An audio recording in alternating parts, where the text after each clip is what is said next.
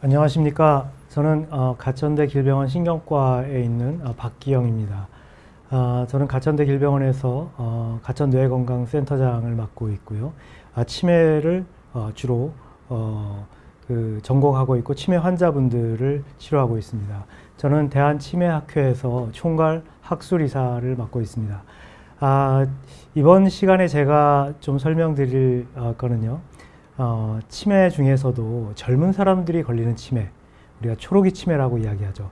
초록이 치매에 대해서 어떤 종류가 있는지, 그리고 초록이 치매는 우리가 연세가 드신 분들이 생기는 치매하고 어떻게 다른지 이런 거에 대해서 설명을 드려보도록 하겠습니다. 일단 치매라고 하면 인지 기능이 떨어지면서, 근데 인지 기능이 두 가지 이상의 인지 기능이 떨어지면서 이게 일상생활에 문제가 있으면 우리가 치매다, 이렇게 얘기를 하죠. 근데 이 치매라는 거는 우리가 퇴행성 질환이라고 얘기를 합니다. 퇴행성 질환이라는 건 뭐냐 하면 나이가 들면서 생기는 질환이다 라는 그런 이야기가 되겠죠. 그래서 우리가 나이가 많이 생기면서 증가하는 병이기 때문에 고령화가 상당히 문제가 됩니다. 근데 우리나라는 여러분들이 이제 잘 아시다시피 이 고령화가 외국에 비해서 굉장히 급속도로 빨리 진행이 되는 그런 나라입니다.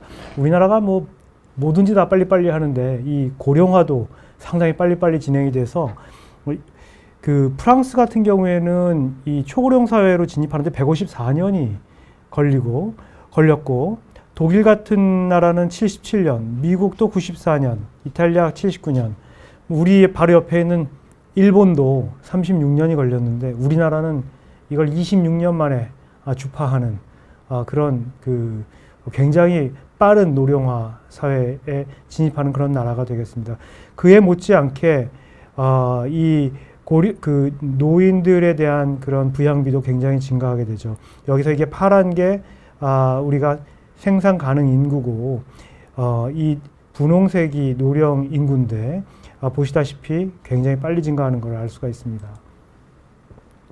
이에 맞춰서 우리나라의 치매 환자의 숫자도 굉장히 빠르게 증가를 하고 있죠. 그래서 65세 이상의 인구 중에서, 제가 여기 65세 이상이라고 하는 건 65세 이상의 치매를 우리가 노년기의 치매로 정의하기 때문입니다. 그래서 우리가 65세 이상 노인 인구 중에서 치매 환자가 2016년에 66만 명이었는데 2024년에는 아마 100만 명을 돌파할 거다라고 얘기하고 있고, 2030년에는 200만 명, 그리고 2050년에는 300만 명을 넘어설 것이다 라고 추정을 하고 있습니다. 그래서 지금 현재의 국내 치매 환자는 어느 정도 되느냐를 보면 2018년에 우리나라에서 조사한 그런 자료를 보면요. 우리나라 전국 65세 이상의 인구 중에서 추정 치매 환자 수가 약 75만 명이라고 얘기를 하고 있습니다. 추정 치매 유병률은 약 한 10.16% 정도 되는데 이게 외국에 비해서는 상당히 높은 숫자입니다. 아마도 우리나라가 조기검진 사업도 굉장히 열심히 하고요. 우리나라 분들이 이제 보면은 굉장히 정부 시책이나 이런 데 굉장히 잘 따르세요. 그래서 지금 코로나를 극복하는 것도 그러한 힘이고, 이런 치매의 조기검진 이런 프로그램을 캠페인을 굉장히 활발하게 근 10년 동안 전개를 했는데 굉장히 많은 분들이 미리 가서 검진을 받고 그랬기 때문에 아마 치매 유병률도 고령화뿐만이 아니라 이런 것도 이렇게 유병률이 높은데 또 한 몫을 하지 않았나 이렇게 생각이 됩니다. 그런데 제가 지금까지 65세 이상만 말씀드렸잖아요. 근데 오늘의 주제는 65세 미만의 그런 분들 중에서 치매가 얼마나 걸리느냐 이거를 얘기를 하려고 하는 거죠. 65세 미만의 분들이 걸리는 치매도 자료가 있습니다. 보면 전국에 65세 미만 분들 중에서 치매 환자는 약 7만 명 정도로 생각을 하고 있습니다. 그러니까 10% 정도라고 생각을 하고 있죠. 이제 전체 치매의 한 10% 정도는 젊은 사람들이 걸리는 치매다. 상당히 많은 숫자입니다. 그래서 유병률을 보면 65세 미만 분들 중에서 9.7%, 거의 한 10% 정도가 치매가 생기는 거예요. 그러니까 이것 또한 무시 못하는 그런 비율인 거죠. 그래서 이 65세 미만에서 발생하는 치매를 우리가 초록이 치매다 이렇게 얘기를 합니다. 근데 이 초록이 치매는 그 예전에 제가 그 치매 강의할 때도 여러 번 말씀을 드렸지만 치매는 증상이죠, 증상. 우리가 머리가 아파요. 그럼 두통이 있으시군요. 이렇게 얘기를 하듯이 인지 기능이 떨어졌어요. 그럼 치매가 근데 일상생활이 잘 안 됩니다. 그럼 치매가 있으시군요. 이렇게 얘기를 하는 겁니다. 두통의 원인이 굉장히 여러 가지가 있죠.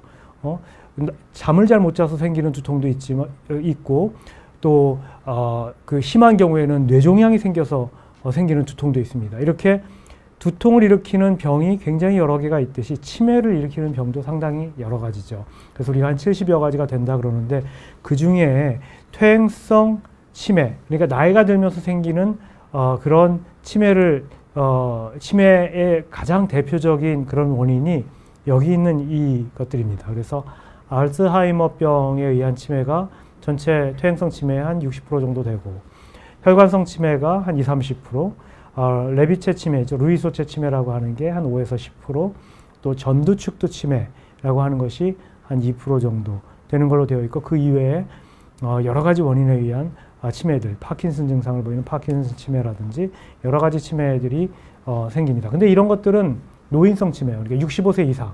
그럼 65세 이하에는 어떠냐? 65세 이하에 제일 많은 치매도 알츠하이머병에 의한 치매입니다. 그리고 그 두 번째로 많다고 얘기를 하는 게 전두축두 치매, 그리고 혈관성 치매, 그리고 기타 치매 중에서는 많은 게 알코올에 의한, 그러니까 알코올 중독이죠. 우리가 알코올에 의한 치매가 그 다음이다. 이렇게 말씀을 드릴 수가 있겠습니다. 그래서 지금부터는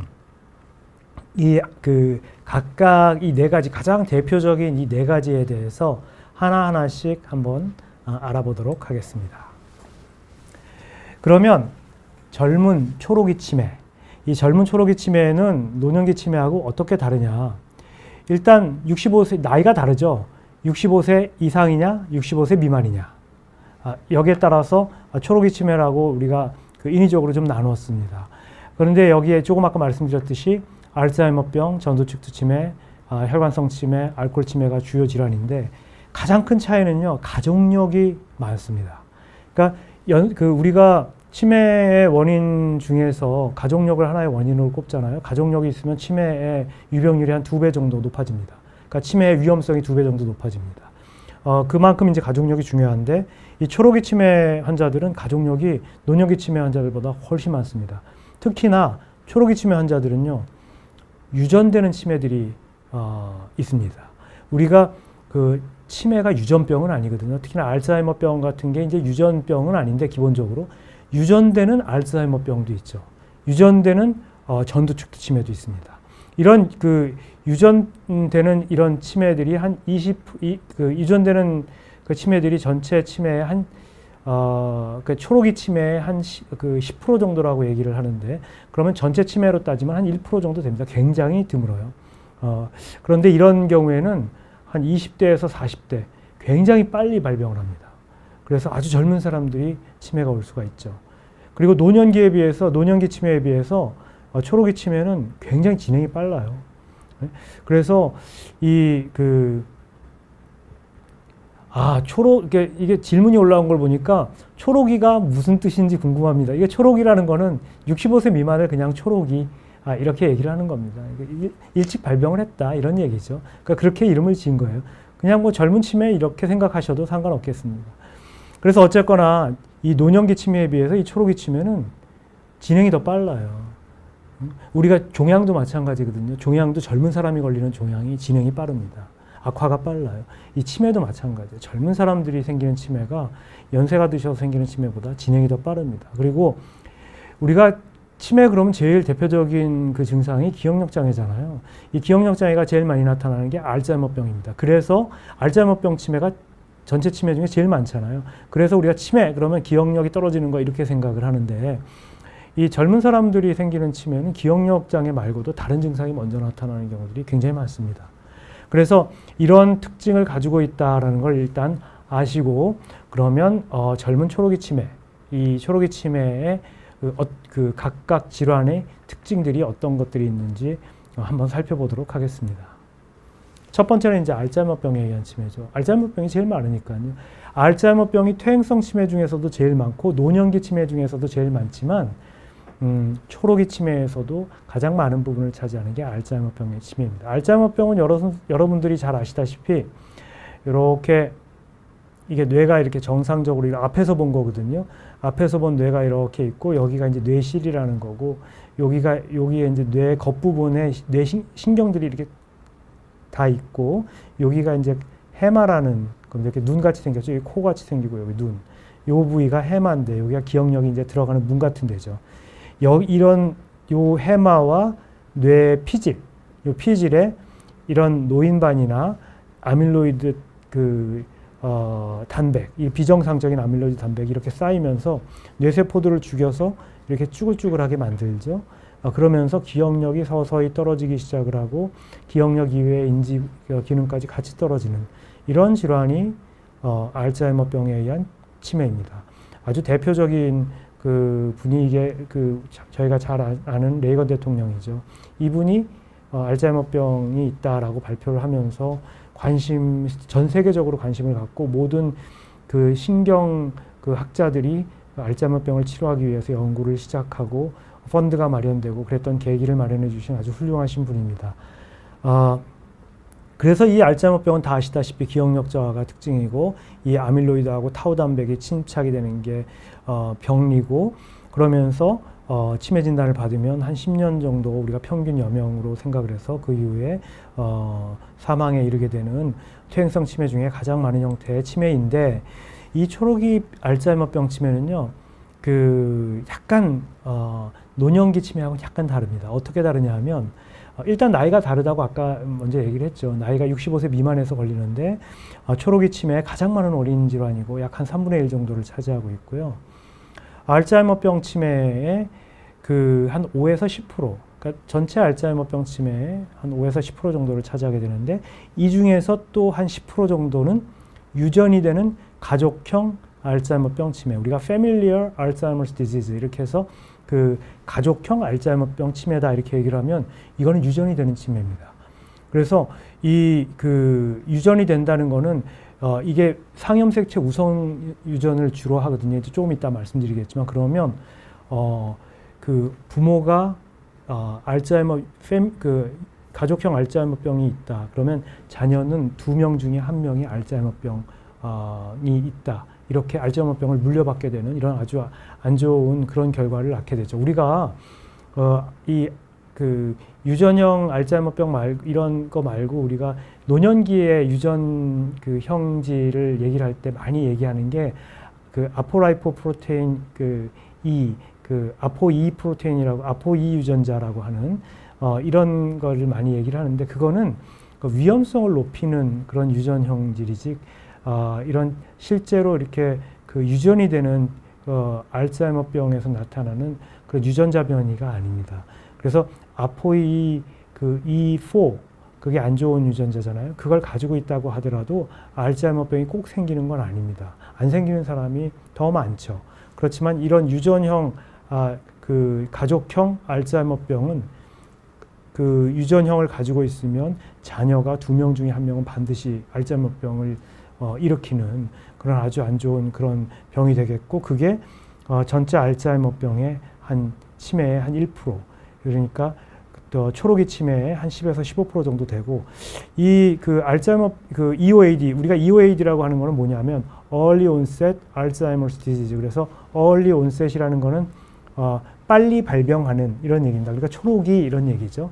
빨리 발병하는 이 EOAD라고 우리가 그냥 줄여서 얘기하는데 이 초록이 치매의 10%에서 15%는 유전된다고 얘기했고 한 25% 정도는 기억력 장애 말고 다른 걸로 이상이 나타나요. 그러니까 시각장애라든지 실어증이라든지 실행 능력의 장애라든지 계산 능력의 장애라든지 이런 다른 집중력의 장애라든지 이런 기억력 말고 다른 인지 기능의 장애로 먼저 나타나는 경우들이 있다. 그리고 이런 거 말고 우리가 뇌전증이라고 그러죠. 예전에는 간질이라고 그랬던 거, 이 경련 이런 것들도 자주 동반을 하고 이런 신경학적인 이상 증상들을 노년기 치매보다 훨씬 더 많이 동반을 하는 그런 특징을 가지고 있습니다. 그리고 아까 말씀드렸듯이 노년기 치매에 비해서 초록이 치매는 진행도 더 빠르고 더 빨리 사망한다. 그리고 노년기 치매보다 초록이 치매가 아밀로이드도 더 많이 쌓이더라. 이런 특징들을 가지고 있습니다. 실제 이제 보면요. 이게 정상뇌고 여기 빵빵하죠. 아주 그 예쁘게 생겼습니다. 근데 이게 그 앞에서 이렇게 잘라서 앞에서 이렇게 보면 이렇게 보여요. 여기가 위, 아래, 여기가 오른쪽, 여기가 왼쪽 이렇게 보이는데 이게 이제 알츠하이머 병이 걸리면 이렇게 쭈글쭈글해서 뇌세포들이 죽어서 이렇게 대뇌피질이 위축이 되면서 뇌조직들이 위축이 돼서 이런 모양을 만들게 되지. 여기하고 여기하고 아주 확연하게 차이가 나잖아요. 겉부분도 쭈그러들고 안부분도 다 쭈그러들고 뇌가 죽어서 그렇습니다. 근데 이걸 MRI를 찍어서 보면 73세 노년기 알츠하이머병 환자의 이게 그 뇌사진이거든요. MRI를 찍어서 보면 여기가 이건 뇌실이라고 하는데 뇌실도 크고 여기 겉부분도 이렇게 많이 위축이 되어 있고 여기 해마인데 눈 부분 해마 이렇게 눈같이 생긴 거 요 해마도 위축이 돼서 이렇게 까맣게 틈이 보이는데 이거는 56세 초록이 치매의 알츠하이머병 치매의 그 환자의 MRI입니다. 보면은 뇌 위축도 별로 없고요. 해마 위축도 거의 없습니다. 이렇게 초록이 알츠하이머병 치매 환자는 MRI를 찍어보면 정상인하고 똑같이 보입니다. 그래서 어떤 분들이 MRI를 찍었는데 왜 진단을 못 내리세요? 이렇게 얘기를 합니다. 이런 차이가 있기 때문에 그래요. MRI는 치매를 확진하기 위해서 하는 그 검사가 아니에요. 그 뇌 모양이 어떻게 얼만큼 악화가 됐는지 다른 뇌종양이라든지 그 뇌경색이라든지 다른 원인은 없는지 뇌염증이라든지 이런 건 없는지 이런 것들을 보기 위해서 하는 검사거든요. 그래서 초록이 치매 환자는 MRI를 찍으면 정상인하고 똑같이 보일 수도 있다. 이렇게 생각을 하시면 되고 그래서 조금 아까 말씀드렸듯이 뇌 MRI를 보면 내측두엽의 위축이 그 노년기 치매에선 심한데 초록이 치매에선 잘 안 보입니다. 그리고 그 FDG 펫이라 그래서 뇌 기능을 보는 펫이 있거든요. 뇌 기능이 어디가 안 좋은가, 어디가 좋은가 이런 걸 보면 그 뇌 기능에 오히려 대뇌 피질의 기능 저하가 노년기 치매보다 더 심합니다. 그러니까 우리가 해마의 위축은 초록이 치매에서는 별로 없는데 뇌 겉에 부분, 피질의 기능 저하가 훨씬 더 심하다. 이렇게 얘기할 수가 있겠고 그 초록이 치매하고 노년기 치매의 아밀로이드 단백이 쌓이는 위치도 좀 다릅니다. 이렇게 아밀로이드 단백이 그 쌓이는 위치가 다른 부분을 여기 표시한 이런 논문들도 나와 있습니다. 그래서 초록이 치매하고 약간 좀 특징이 좀 다르다는 걸 아실 수가 있겠죠. 우리가 증례를 한번 볼까요? 제 환자분이었는데 여자분 60세에 대학 졸업하신 분입니다. 제가 이 이름이랑 이런 것도 다 안 쓰긴 했지만 그래도 혹시 아시는 분이 있을지도 몰라가지고 약간 바꿨어요. 직업이 간호사였는데 6년 전까지 근무를 했다 그럽니다. 근데 주호소는 이제 같은 얘기를 반복한다는 거죠. 그 기억이 안 나니까 자꾸 반복하는 거예요. 노년기 치매하고 똑같습니다.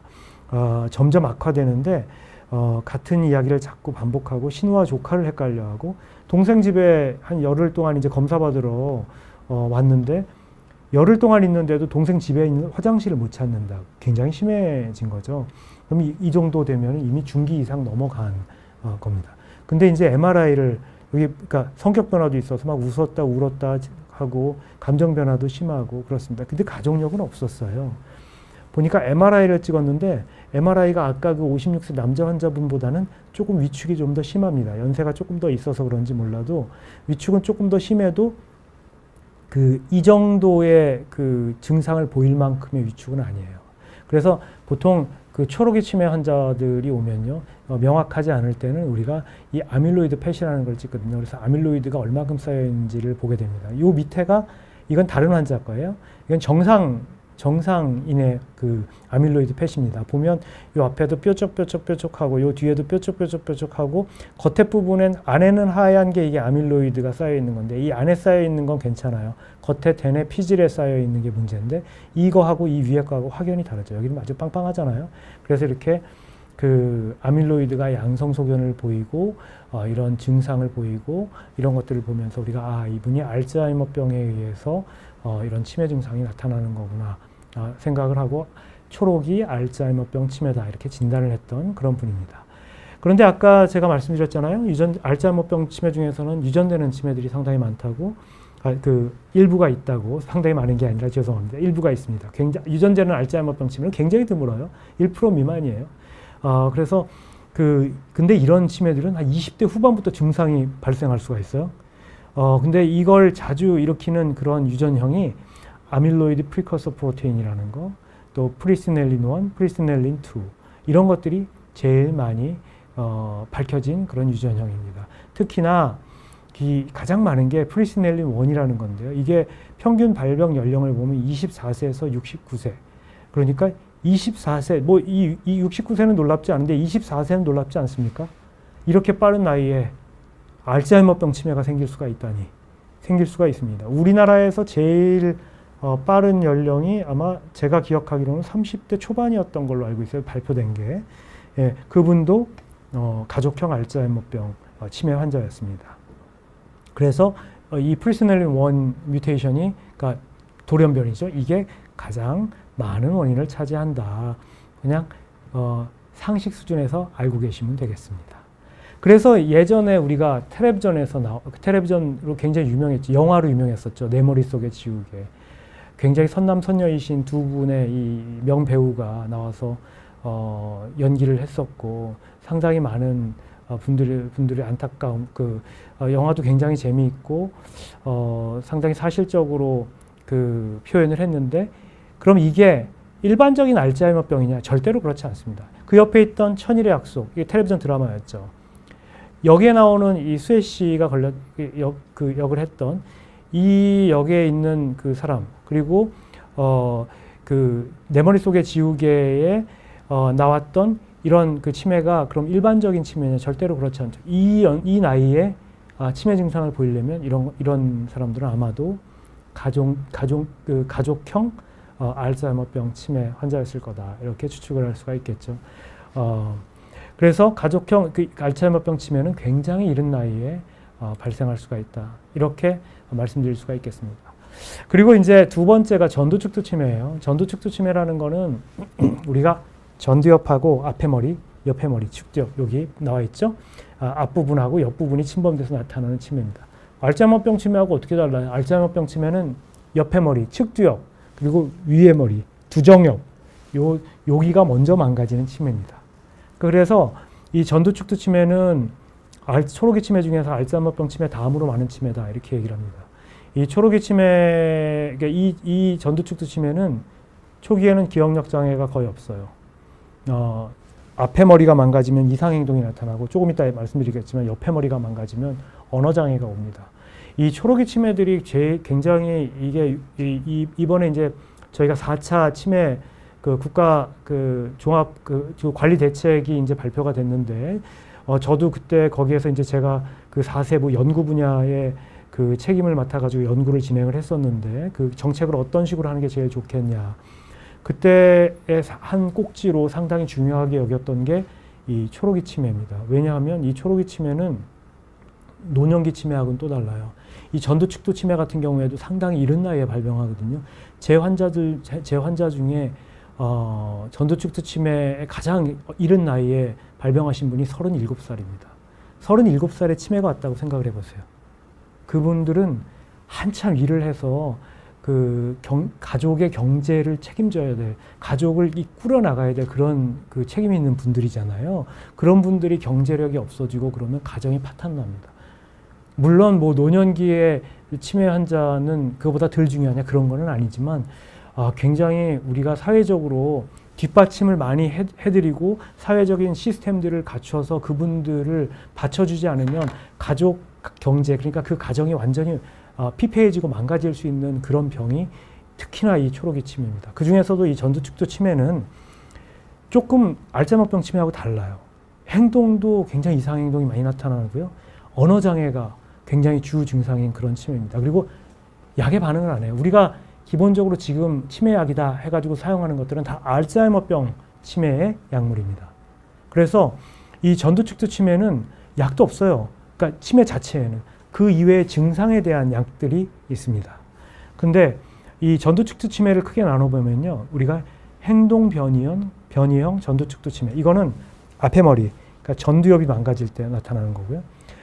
그리고 언어장애 전두축두 치매가 있습니다. 언어장애 전두축두 치매는 옆에 머리, 축두엽이 망가질 때 주로 나타납니다. 그래서 이 행동변이형 전두축두 치매는 그 전두축두 치매의 한 50% 이상에서 나타나고요. 평균 발병 연령이 57세예요. 굉장히 빠르죠. 그리고 초기에 아주 이상한 행동을 나타납니다.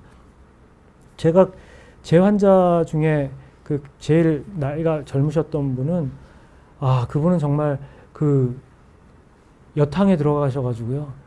그 아무렇지도 않게 남자분인데 여탕에 들어가가지고 그 수건을 막 20장, 30장씩 가지고 나옵니다. 그리고 슈퍼에 가서 본인이 가지고 나오고 싶은 물건들은 다 집어넣어가지고 그냥 가지고 나와요. 그러면 어떻게 되겠어요? 당연히 신고하겠죠. 젊은 사람이 그러고 있으니까. 정상이 아니니까. 그래서 경찰에 신고가 들어가가지고 경찰에서 그 부인이 가서 경찰서에 가서 사정을 얘기하고 제가 또 진단서 써드리고 그래서 다시 나오고, 굉장히 이상한 행동을, 정상적으로 우리가 이해가 안 가는 그런 행동들을 하게 됩니다. 그리고 이런 것들은 알츠하이머병하고 병리도 약간 다르고요. 유전형과 연관성이 알츠하이머병보다 훨씬 높습니다. 그리고 파킨슨 증상, 그리고 루게릭 증상. 우리가 루게릭 증상이라고 하는 거 예전에 그 아이스버켓 그 챌린지 해서 여러분들도 많이 알고 계시죠. 팔다리가 말라가는 그런 병입니다. 그 루게릭 병하고도 연관이 되어서 이 행동 변이형 전두축두 치매가 상당 기간 지속이 되게 되면 루게릭 병이 발병하는 사람들이 굉장히 많습니다. 그래서 이 행동 변이형 전두축두 치매가 굉장히 참 안타깝고 힘든 병입니다. 그리고 언어장애형 전두축두 치매가 또 한 형태가 있어요. 여기에는 두 가지가 있는데요. 의미 치매하고 진행성 비유창성 실어증이라는 게 있습니다. 이 의미 치매라는 거는요, 이 축두엽이 망가지면서, 꼭 이게 알츠하이머병 같이 생겼죠. 이 해마도 망가지는데 이 해마 부분만 망가지는 게 아니라 이 축두엽이 다 망가져요. 근데 축두엽의 이 앞쪽 부위에는요, 우리가 언어를 기억하는 그 저장소가 있습니다. 그래서 이 전두축두 치매 중에서 의미 치매 환자들은 말을 잊어버려요. 말을. 저한테, 제가 강의 때 가끔 말씀드리는데, 저한테 오셨던 첫 번째 여자 전두축두 그 의미 치매 환자분이 처음 저한테 호소하신 게 뭐냐 하면, 그 동창회에 나갔는데, 여자분이셨는데 동창회에 나갔는데 동창들이 무슨 얘기를 하는지 도저히 못 알아듣겠다는 거예요. 이분들은 이렇게 얘기를 합니다. 그 금붕어 아세요? 금붕어? 그러면 아유, 내가 중학교 때까지는 잘 알았는데 그 이후로는 다 잊어버려서 몰라요. 금붕어라는 말 자체를 잃어버린 거예요. 여기에 안경이 어디 있는지 아십니까? 안경이 뭐예요? 이렇게 얘기하는, 이런 게 의미 치매입니다. 그러니까 말은 잘하는데 상대편이 무슨 말을 하는지 못 알아듣겠죠. 단어를 잊어버리기 때문에. 그래서 말을 못하는 게 의미 치매고요. 진행성 비유창성 실어증이라는 거는 그야말로 실어증인데 말을 제대로 못하는 거예요. 그래서 말을 한마디 한마디 하는 게 굉장히 힘듭니다. 그래서 금붕어 이렇게 얘기를 하려면 말 한마디 하는데 한 5분 걸립니다. 이렇게 말을 하는 방법을 잃어버리는 거, 이런 실어증이 그 진행성 비유창성 실어증입니다. 이런 것들이 다 전두축두 치매의 한 형태로 나타나게 됩니다. 그래서 이게 상당히 다르죠. 알츠하이머병 치매랑은 다릅니다. 이분들 초기에 기억력 정상일 수 있습니다. 그렇기 때문에 초기 이런 분들이 예전에는 정신병원에 많이 입원해 계셨어요. 이게 젊은 분들이 그 이상한 행동들을 많이 하시니까 한번 볼까요? 어떤 행동들을 하시는지. 이 전두엽의 구조와 기능들을 보면요, 전두축두 치매를 우리가 이해를 할 수가 있어요. 전두엽은 우리가 굉장히 여러 가지 역할을 하는데, 우리가 팔다리 움직이고 눈동자 움직이고 이런 것도 다 전두엽에서 하는 거거든요. 그렇지만 이제 그런 거 말고 다른 기능들을 보면 전두엽은 크게 이 바깥쪽, 안쪽, 아래쪽 이렇게 크게 세 부분으로 나눌 수 있습니다. 이 배 외측 전두엽이라고 하는 건 바깥쪽 전두엽이에요. 바깥쪽에서 하는 기능은 어떤 일을 계획하고 수행하고 그게 제대로 안 됐을 때 다른 방법을 동원하는 이런 융통성, 그런 것들을 이제 하는 기능이 굉장히 고위 기능이죠. 근데 여기가 이제 망가지기 시작을 하면 사람이 어떻게 되느냐. 고집이 세지고요. 융통성이 없어지고 한 가지 생각에 집착하고 계획성이 없어지고 판단력 떨어지고 대화에 초점이 없고 집중력이 없고 쓸데없는 일에 집착을 합니다. 근데 고집 세고 융통성이 없다는 거는 왜 연세 드신 분들 그런 분들 많죠. 그럼 그런 분들이 다 이런 이상이 있는 거냐? 그렇지는 않습니다. 우리가 뇌가 퇴화할 때 가장 먼저 퇴화하는 게 전두엽이거든요. 그래서 연세가 드신 분들이 가장 그 노화의 첫 번째로 나타나는 게 전두엽의 그 퇴화 증상입니다. 그 중에 하나가 굉장히 고집스러워지고 남의 말을 잘 안 듣는 거예요. 왜냐하면 이 전두엽이 퇴화하게 되면 융통성이 없어지거든요. 그리고 다른 사람 말을 수용하기가 굉장히 어려워집니다. 그래서 우리가 다른 사람들한테 왜 이렇게 융통성이 없어지셨어요? 이런 말을 들으면 내가 혹시 이런 퇴행성 변화가 벌써 시작된 게 아닌가 이렇게 생각을 하고 그런 것들을 없애기 위해서 노력들을 좀 많이 하셔야겠죠. 그리고 아까 이 안쪽이라 그랬잖아요. 이 안쪽은 자발성 이런 어떤 일을 하는 모티베이션 이런 거를 의욕을 주는 그런 데예요. 그래서 여기가 문제가 생기면 아주 게을러지고 주위에 관심도 없고 수동적이고 아무것도 안 하려는 이런 증상을 보이게 됩니다. 그리고 이 아래쪽, 이 아래쪽은 우리가 안와 전두엽 이렇게 얘기를 하는 데인데요. 여기는 어떤 일을 하는데 우리가 사회적으로 용인되지 않는 행동들을 억제하는 그런 기능을 합니다. 그래서 여기가 망가지면 예절이 없고 남을 배려하는 마음이 없고 눈치코치가 없고 해서는 안 될 행동을 하게 되죠. 그래서 아무 데서나 가서 손으로 막 음식을 집어먹는다든지 아니면은 여기 보면 성적인 행동을 참지 못하고 부부관계를 지나치게 요구하거나 남 앞에서 옷을 벗고 다니기도 한다. 예전에 바바리맨 이런 사람들이 있었잖아요. 왜 아무 데서나 막 옷 확 벗은 다음에 놀래키고 막 도망가고. 혹시 이런 사람들이 전두축두 치매가 아니었을까 의심해 볼 수가 있겠죠. 그리고 남의 물건을 막 훔치는 게 아니죠. 이 사람들은 그냥 가져가는 거죠. 근데 우리가 보면 훔치는 거고 이런 행동이라든지 강박 행동, 반복 행동 또는 이런 분들의 행동이 억제가 안 돼서요. 여기 제가 이게 안경이 있는데요. 안경을 이런 환자분들하고 이렇게 그러니까 환자분들 이렇게 검사를 하다가 제가 안경을 앞에다 탁 놓지 않습니까? 그럼 우리는 그냥 안경 앞에다 놨나 보다 이렇게 생각을 하는데 이분들은 아닙니다. 이분들은 잡아다가 이렇게 씁니다. 이게 그러니까 이용 행동이라는 거거든요. utilization behavior 이렇게 얘기하는데 어떤 물건이 있을 때 그거를 이용하는 거를 참지 못해요. 빗을 갖다 놓으면 가지고 빗을 빗습니다. 우리가 의사하고 이렇게 환자하고 검사를 하는 도중에도 이런 걸 하고 제가 환자한테 이렇게 환자를 얘기하면서 이렇게 머리를 쓰다듬으면 그 환자도 쓰다듬습니다. 제가 코를 만지면 그 환자도 코를 만져요. 이런 걸 모방 행동이라고 그러거든요. 이런 행동을 왜 하느냐? 억제가 안 돼서 그래요. 참지를 못하는 거죠. 이런 행동이 나타나게 됩니다. 그래서 이 전두축두 치매 중에서 이게 전두엽 기능이 망가지면 이런 이상 행동들을 보이기 때문에 상당히 사회적으로 용인이 되지 않는 이런 행동들을 보이기 때문에 예전에는 젊은 사람들이 그것도 정신과에 많이 가 있었죠. 정신병이라고 생각을 했었습니다. 근데 이게 여러 이제 우리가 신경 뉴로사이언스가 발전을 하면서 이런 분들이 치매의 한 종류였구나. 이런 것들을 우리가 알게 되고 최근에는 이런 분들이 이런 이상행동을 할 때 그런 것들을 조절하기 위한 여러 약물들을 사용을 해서 이런 증상들을 조금 개선하고자 노력을 하고 있습니다. 그리고 이제 세 번째가 혈관성 치매죠. 혈관성 치매는 여기 보시다시피 뇌경색이 이렇게 다발성으로 많이 와서 뇌가 이렇게 파괴되거나 아니면 여기는 뇌출혈이 이렇게 있는 거거든요. 출혈이 이렇게 보이거나 아니면 뇌허혈 증상이 이렇게 보이거나 아니면 여기가 이제 시상부라는 데인데 이게 기억력이 굉장히 중요한 기억력의 회로가 돌아가는 길이거든요. 여기에 뇌경색이 빵 하고 오거나 이런 식의 이제 뇌경색에 의해서 나타나는 치매를 혈관성 치매라고 얘기를 하죠. 전체 치매의 약 20-30% 정도를 차지하는데 이런 분들은 대개 이제 혈압, 당뇨, 고지혈증, 고콜레스테롤 혈증 이런 혈관성 위험 인자들을 가지고 계신 분들이 많고요.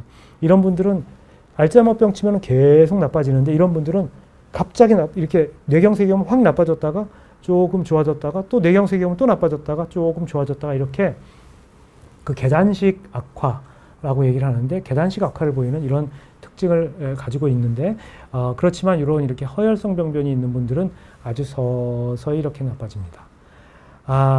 그런데 혈관성 치매 중에 초록이 치매, 그러니까 젊은 사람들이 걸리는 혈관성 치매, 물론 뇌경색이 요즘엔 젊은 사람들도 많이 오죠. 그런 사람들, 혈압당뇨 없는 사람들도 많아요. 물론 그런 사람들 중에서 제 환자들도 그런 환자들 많거든요. 아무것도 검사해도 없어요. 근데 보면 술 많이 마시고 담배 피우고 그것만 딱 위험인자에 있는 분들이 있습니다. 담배를 꼭 끊으셔야 돼요. 술도 아주 절주하셔야 돼요. 그런데 아까 제가 전두축두 치매도 마찬가지고 특히나 알츠하이머병 같은 경우에는 유전되는 것들도 많고 전두축두 치매도 그 유전자의 그 연관성이 굉장히 많고 가족력이 굉장히 많고 그랬다 그랬잖아요. 이 혈관성 치매도 유전이 되는 참 그 긴 이름의 어려운 병이 드물지 않게 있습니다. 그게 뭐냐면 카다실이라는 건데요. 여기 보면 이 영어로 이렇게 써 있죠. 이게 뭐냐면 Cerebral Autosomal Dominant Arteriopathy with Subcortical Infarct and Leukoencephalopathy. 어렵죠. 어려워요. 의사들도 잘 몰라요. 이게 다른 과 선생님들은, 신경과 선생님들이 아닌. 이게 무슨 얘기냐면 이 뇌에 세레브랄이라는 게 대뇌거든요. 대뇌에 상염색체 우성으로 동맥에 문제가 생기고 거기와 더불어서 그 피질이 말고 피질하, 그러니까 이 대뇌 피질에 신경세포가 있고 피질하 부위에는 그 신경에서부터 나오는 그 연결선들이 지나가는 데거든요. 그 피질하 부위에 뇌경색이 자주 오면서 뇌에 그 퇴행성 병변을 같이 보이는, 뇌가 녹아내리는 이런 것들을 퇴행성 병변을 보이는 이런 병이다라는 얘기입니다. 그런데 이게 상염색체 우성 유전이를 한다고 그랬잖아요. 오토소말 도미넌트라는 게 상염색체 우성이거든요. 상염색체 우성이라는 거는 부모가 있으면 그 부모가 그 삼염색체 우성이면 두 개의 염색체 쌍을 가지고 있잖아요. 그러면 자녀한테 하나씩 가거든요. 그러니까 둘 중에 한 명은 꼭 걸린다는 얘기예요.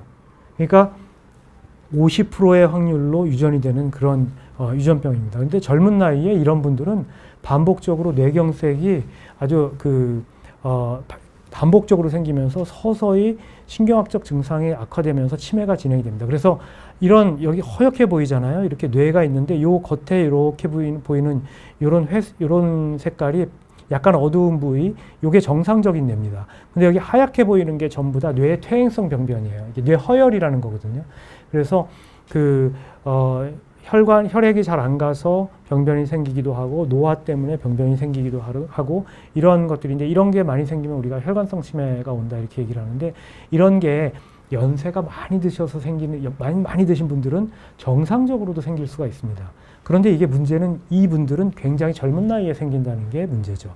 젊은 나이에 이런 것들이 생기고, 특히나 여기가 측두엽이라는 데거든요. 측두엽, 아까 그랬잖아요. 제가 여기 옆에 뇌, 아까 옆에 뇌가 망가지면 언어장애도 많이 온다 그랬죠. 그 측두엽, 그리고 측두엽 안쪽에는 해마가 있죠. 해마, 기억력에 중요한 그 측두엽에 이렇게 허혈성 병변이 생깁니다. 이거는 일반적으로 나이 드신 분들도 이쪽엔 잘 안 생겨요.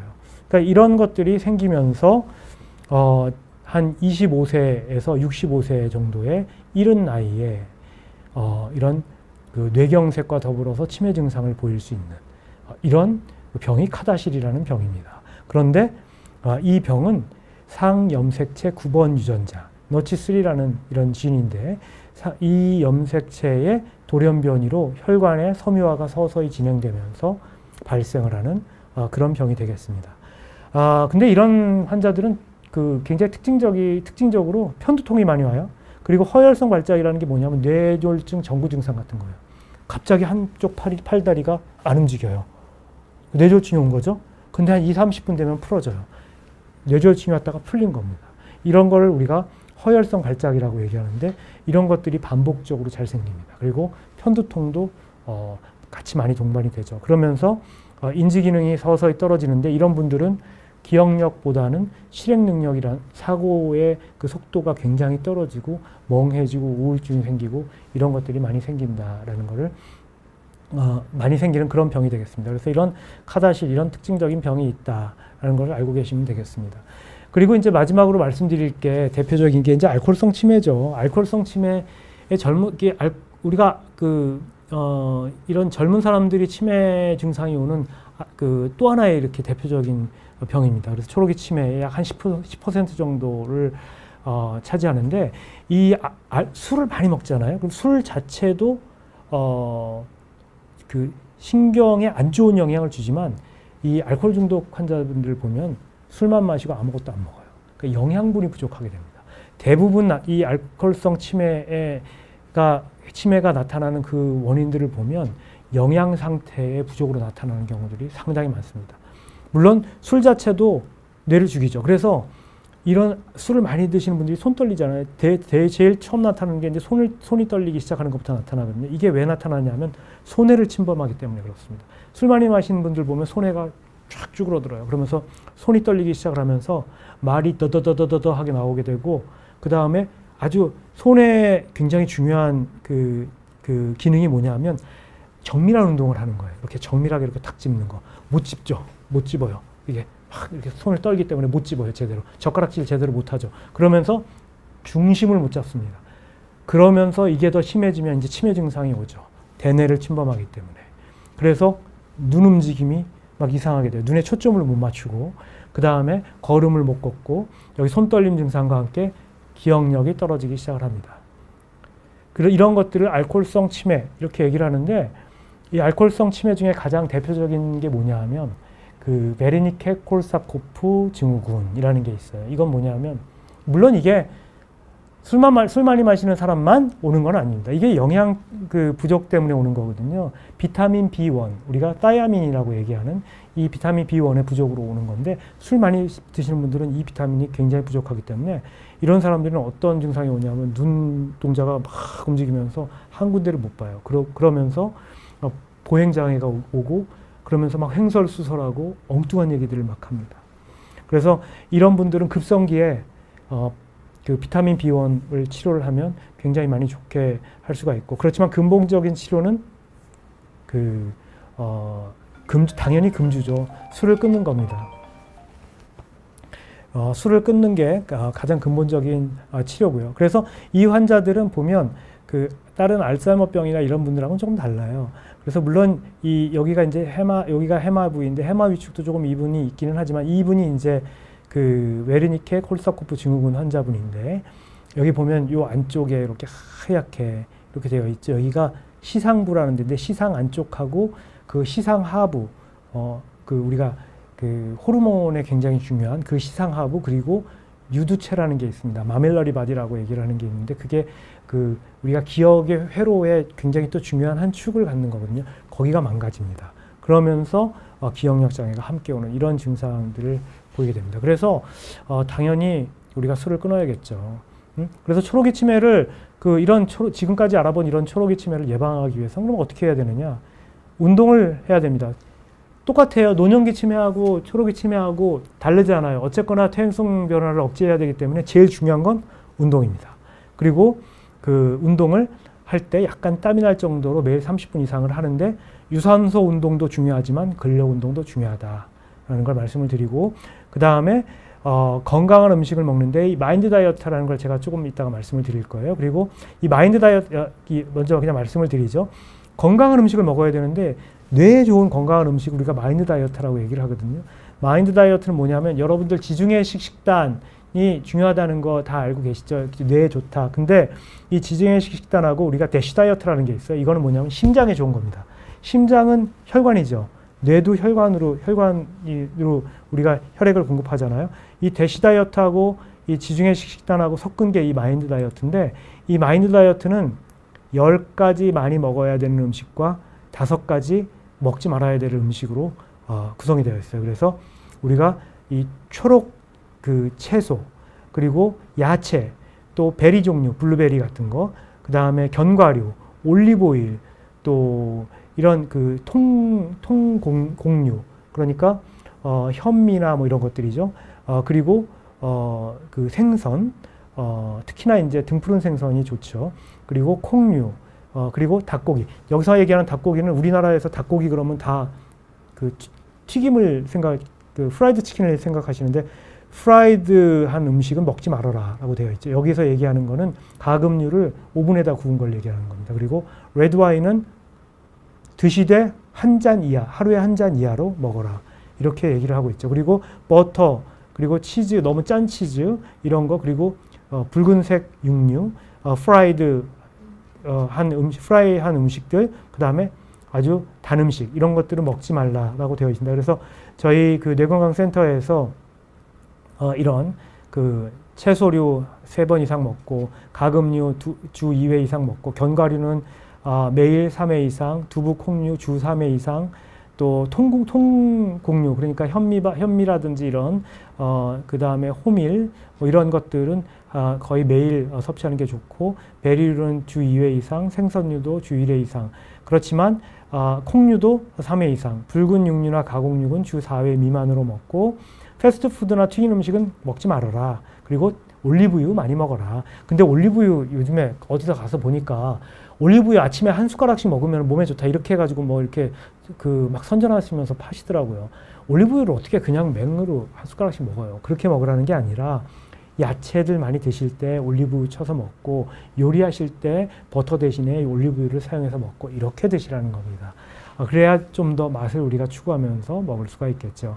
그래서 이런 건강한 음식들을 드시는 게 굉장히 중요하고, 또 취미 생활을 갖고 우울증을 치료하고 긍정적인 마음으로 즐겁게 생활을 하는 게 또한 중요하겠습니다.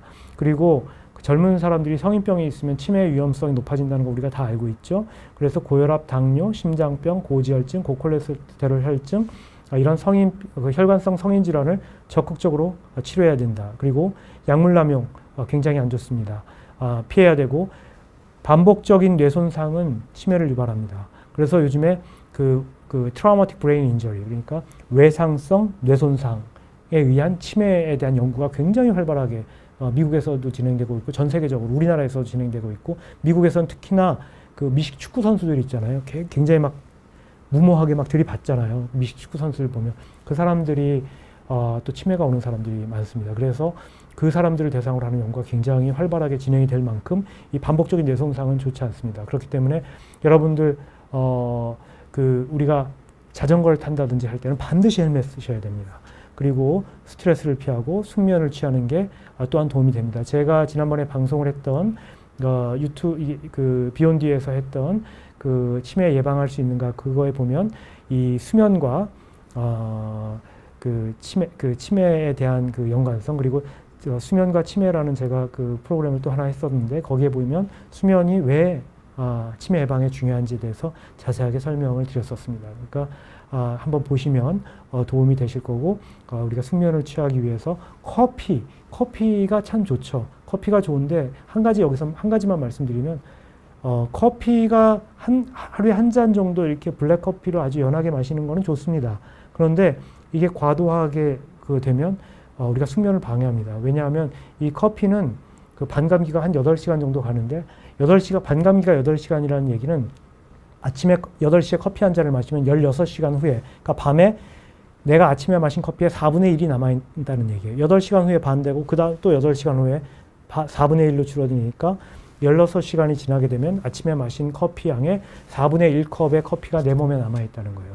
그러면 잠을 못 자겠죠. 왜냐하면 커피라는 거는 이 아데노신이라고 우리가 그 수면을 유발하는 그런 그 호르몬이 있어요. 그 호르몬이 붙는 부위에 딱 가서 맞고 앉아 있어요. 그러니까 잠이 안 옵니다. 그러니까 여러분들 커피 적절하게 드시는 게 생활에 도움을 드릴 것 같습니다. 이상 제가 초록이 치매에 대해서 말씀을 드렸습니다. 그래서 여기까지가 제 강의 마지막이고요. 질문이 몇 가지가 올라와서 제가 질문 몇 가지만 말씀을 드리고 마치도록 하겠습니다. 젊은 시절의 정신질환 병력이 치매에 영향이 있을까요? 낮은 IQ가 치매에 더 취약할까요? 이런 질문들을 하셨는데, 첫 번째로 이제 그러니까 정신질환 병력이라고 물론 이제 우리가 다운 증후군이라든지 이런 분들이 이제 치매가 더 많이 생기고 이런 것들은 많이 알려져 있고요. 우울증 이런 것들이 이제 정신질환 병력이라고 한다 그러면 우울증 환자들이 한 2배에서 3배 정도 치매 유병률이 높다는 것도 많이 알려져 있습니다. 그리고 그 IQ라고 그러기는 뭐하지만요, 학력이 낮은 분들은 분명히 더 치매에 취약합니다. 그렇지만 이 IQ라는 것 자체가 그 IQ를 측정하는 이런 도구들이 이 IQ에 대한 그 얘기를 또 시작을 하면 여기에 대해서 할 얘기도 많은데 나중에 한번 얘기하겠습니다. 근데 이 IQ를 측정하는 것 자체가 학력하고 무관하지가 않습니다. 그렇기 때문에 이 학력이 낮은 분들이 더 그 치매에 취약하다는 얘기는 뭐냐 하면 머리를 많이 쓴 분들이 치매에 그 더 강하다는 그런 얘기하고 그 같습니다. 그래서 우리가 그 학력이라는 게 꼭 국어, 영어, 수학 이렇게 공부만 하는 게 학력이 아니고요. 내가 그 관심 있는 거를 열심히 공부하는 게 그게 학력입니다. 그래서 그 젊었을 때 내가 뭐 운동을 좋아하는데 테니스를 좋아한다. 그럼 테니스의 역사라든지 이런 것들을 이 테니스가 어떻게 시작됐고 왜 테니스에서는 1대0, 2대0 이렇게 안 하고 15러브, 15대0, 30대0 이렇게 하나 뭐 이런 것들을 막 찾아보고 공부하고 이런 것들이 공부거든요. 이런 것들을 많이 하시는 분들이 당연히 치매에 좋습니다. 그리고 치매 예방법과 앞으로 치매 치료약이 나올까요? 지금 굉장히 많은 연구들이 진행이 되고 있고요. 여러분들이 이제 잘 아시다시피 작년에 이제 FDA에서 18년 만에 처음으로 Accelerated Approval이라고 그러죠. 부분 승인을 해준 약이 있습니다. 에듀케누맙이라고. 이제 지금 뭐 너무 고가고 이 효과 자체가 아직까지 완전히 검증되지 않은 상황에서 뇌 안에 아밀로이드라는 거를 없애는 그런 기능 때문에 그 허가돼서 이제 이 왈가왈부 많고 논란도 많은데 어쨌거나 그래도 부분 승인까지 갔다는 얘기는 예전보다 굉장히 진일보했다는 얘기거든요. 이 약뿐만이 아니라 굉장히 많은 약들이 지금 나오고 있습니다. 그래서 치료라는 개념보다는 조절이라고 하는 게 더 맞을 것 같습니다. 그래서 저는 항상 앞으로는 치매가 조절될 수 있다 이렇게 얘기를 하거든요. 혈압 당뇨가 치료되지는 못하지 않습니까? 우리가 혈압 당뇨 치료약이 있어요? 없어요. 완전히 치료할 수 있는 약은 없습니다. 대신에 혈압을 조절하고 당뇨를 조절해서 그 합병증이 생기지 않게 할 수 있죠. 치매도 마찬가지입니다. 특히나 이런 지금 약제들은 다 알츠하이머병에 대한 약제들인데 알츠하이머병은 알츠하이머병 치매 증상이 나오기 10년, 15년 전에 이미 가지고 있습니다. 당뇨병 환자가 그 당뇨병의 합병증이 나오기 벌써 수년 전에 당뇨병이 시작이 되듯이 알츠하이머병도 마찬가지입니다. 그래서 알츠하이머병이 있는 사람들한테 이런 새로 개발된 약제들을 사용을 해서 알츠하이머병을 가지고 있어도 돌아가실 때까지 치매 증상이 나타나지 않게 이렇게 조절할 수 있는 시대가 곧 올 거라고 저는 생각을 합니다. 그리고 그런 약제들이 실제로 지금 굉장히 많이 개발이 되고 있고 FDA의 승인을 기다리고 있는 그런 약제도 지금 이제 하나 두 개씩 이제 나오고 있는 그런 실정입니다. 그리고 또 하나 한번 보면 아직 기억력이 그럭저럭 유지되는데 최근 30대 후반부터 단어들이 잘 떠오르지 않고 대명사, 그, 저 이렇게 하는 게 많아졌는데 치매가 아닌 일반적인 노화 증상이라도 왜 이런 건지 궁금하다고 하셨는데 이런 분들은 뭐 여러 가지 이유가 있습니다. 아까도 얘기했지만 그 기억력이 이렇게 이런 30대 초반부터 이렇게 떨어지시는 분들은 이런 아까 얘기했던 이런 유전형 치매들은 굉장히 드물거든요. 그래서 전체 치매 한 1%도 안 됩니다. 이건 케이스 리포트 감들이에요. 그래서 이런 분들은 대부분 너무 스트레스가 많거나 아니면 잠을 제대로 못 주무시거나 아니면 너무 여러 가지 일들을 하기 때문에 한 곳에 이렇게 집중해서 하지 못할 때 저런 증상들이 많이 나타납니다. 그래서 우리가 스트레스를 좀 해소하는 여러 가지 개인적인 방법들을 많이 강구를 하시고 또 충분한 수면과 충분한 휴식과 그리고 꼭 하시지 않아도 되는 일을 조금 줄일 수만 있다면 아마 저런 상황들은 조금 더 나아지지 않을까 생각이 되고 그렇지만 만약에 저런 분들이 술, 담배를 많이 하시거나 아니면 뇌혈관 질환들에 대한 성인병의 그런 것들을 가지고 있는다면 그런 것들부터 먼저 조절을 하시고 술, 담배 끊으시고 이게 먼저겠죠. 네, 그래서 이런 예방요법들을 아주 젊었을 때부터 하는 것들이 우리가 노년기 치매뿐만이 아니라 초록이 치매의 예방에도 굉장히 중요하다. 이렇게 말씀을 드릴 수가 있겠습니다. 제가 오늘 강의가 조금 길게 말씀을 드려서 질문이 굉장히 많이 올라왔는데 다 소화를 못했는데 나중에 혹시 기회가 된다면 이런 질문들만 한번 받아서 한번 말씀을 드리는 그런 시간도 한번 가져보도록 하겠습니다. 오늘 그 끝까지 같이 해주신 여러분들 감사드립니다. 다음에 또 궁금하신 내용을 가지고 조금 더 쉽게 풀어보는 시간을 갖도록 하겠습니다. 오늘은 여기서 마치겠습니다. 감사합니다.